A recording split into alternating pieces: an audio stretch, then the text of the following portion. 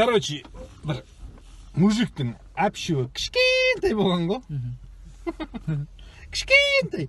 Сөйтіп врачқа барады, короче, врач, братан, әпшу кішкентай, короче, дәу қылатын бірдеңке берші дейді ғой.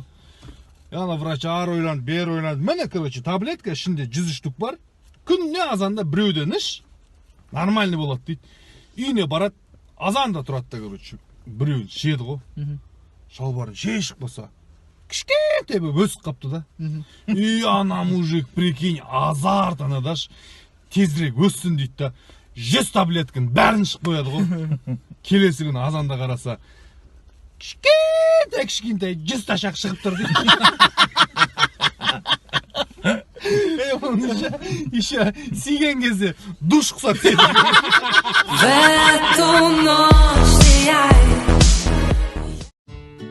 Бір мужикші пиво ішуге, короче, пивнушкаға кіреді ғой. Сөйтеді, барның стойкаға отырып қалса, кружканың ішінде, прикинь, долларлар пристеліп тұр да. И ана мужик бармен, братан, не үшін мынау долларлар, не үшін тұр дейді. Бізде, короче, пиво ішетіндерге осындай ойын ашқанбыз, короче. 3 задача қоямыз, орындаса, мынау ақшаны кружкасымен бірге алып кетеді. И анау қандай задача дейді. Бірінші задача, короче, тоқтамай сгарла текиланы бітіресің дейді, бір бутылкасын. Екінші задача, ана итті көрдің ба дейді, питбульді, соның бір тісін жұласың дейді. Ал үшінші задача, анау голубойды көрдің ба, сонымен бірге жыныстық қатынасқа түсесің дейді ғой. И анау ар ойланады, бер ойланады, қысылып тұр, ақша керек, короче. Келсем дейді ғой, сгарла бітіреді, короче, текиланы. Комнатаға кіріп кетеді ғой, кәнейт дейді да, питбульганы деп, атыр-потыр төбелес, іші шайқас, люстра қозғал, бір уақытта қан болып шығып келатыр дейді, короче. Ал енді ана голубойдың тісін жылу керек па деп айтады дейді. Түсінбедім, брат. Шатасы питбульді. Студенттер экзамен тапсырайын деп атады ғой. И профессор злой, короче, бір студентке келеді айтады.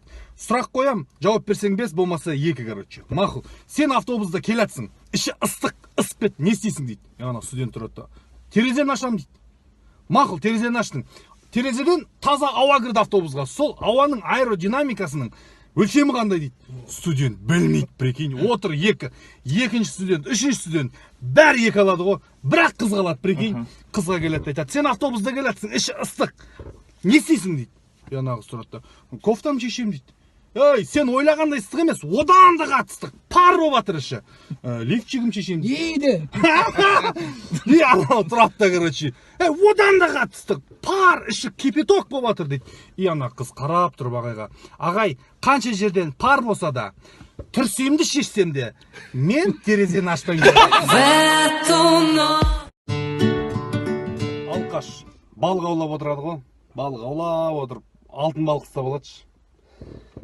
Алтын балық тұрады айтады. Братан, любой бір арманыңды орындаймын. Пожалуйста, жіберші мен дейді ғой. Болды. Менің арманым кіші дәретке барған кезде, шаптырған кезде арақ шықсын дейді ғой. Алқаш қой. Үйіне барады, досына звондайды. Кел, короче, арақ ішеміз. Досы зытып келеді. Шаптырып жібереді, арақ ішеді, шаптырып жібереді, арақ ішеді, арақ бітіп қалады, шаптырып жібереді, ішіп алады. Шаптырып отқан мас болып қалады ғой. Сөйтті, мен ұйықтап алайын деп жатады, короче, бүйтіпші. Ал екінші досына недогон болып тұр да, ішкісі кеп, қолқына үзіліп тұр да, жаңағыныңыз. Сөйтіп қасына кеп, стаканмен, брат, бір шаптырып жүрші, құйып берші дейді ғой жаңағы. Сөйтсе, анау ұйықтап отыр. Брат, сгарла шеберші деп айтады.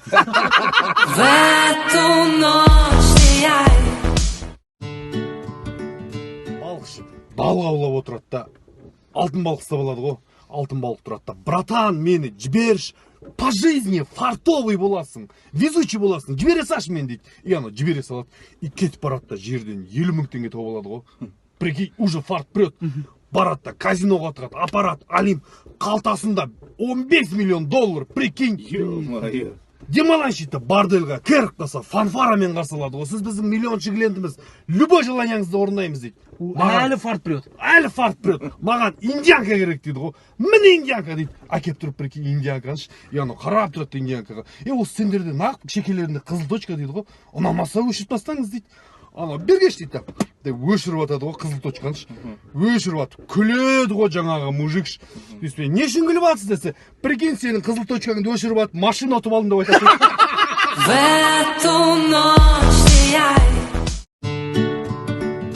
Короче, бір мужик бастықтың замы болып жұмысқа кіріп жатады ғой. Сөйтеді де, короче, собеседование өтіп жатады да.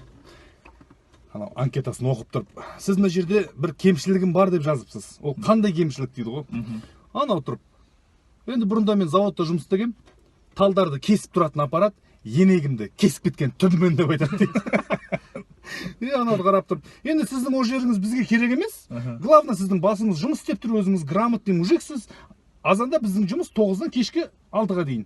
Ал сіз сағат 10-да келе беріңіз дейді ғой. Анау түсінбей қарап тұрып, қалай сонда 9-да мен не үшін 10-да келем деген ғой. Сіз түсініңіз, біздің жұмысшылар азанда сағат 9-дан 10-ға дейін енегін уқалап отырады. Ал сізде енек жоқ, сондықтан 10-да келе беріңіз деп айтады. В эту ночь сияй ярче звезд луна. Короче, бір мужик островта қалып кеткеніне бәленбай жыл болған ғой. И, короче, жыныстық қатынасқа түскісі келеді, ешкім жоқ, короче. Қарап тұрса бір түйе кетіп баратыр да. Түйеге жүгіріп барады да, короче. Нағылайын десе, жаңа жыныстық қатынасқа түсейін десе, бой жетпейді. Бір тасты қояды да, тастың үстіне шығып нетейін десе, түйе жүріп кете береді. Жол болмайды, короче, ана мужиктің құтқарыңдар деген дауыс естіледі ғой. Жүріп барып, құтқарып қалса бір қыз дейді. Фигурасы мощный, зың, красавица қыз. И ана қыз сұрады, рахмет ағай, сіз мен өмірімді құтқардыңыз, енді кез келген бір арманыңызды орындаймын, айтыңыз дейді ғой. И ана мужик ана фигурасына қарап тұрып, түйенің басын ұстап тұршы деп айтады. В эту ночь сияй ярче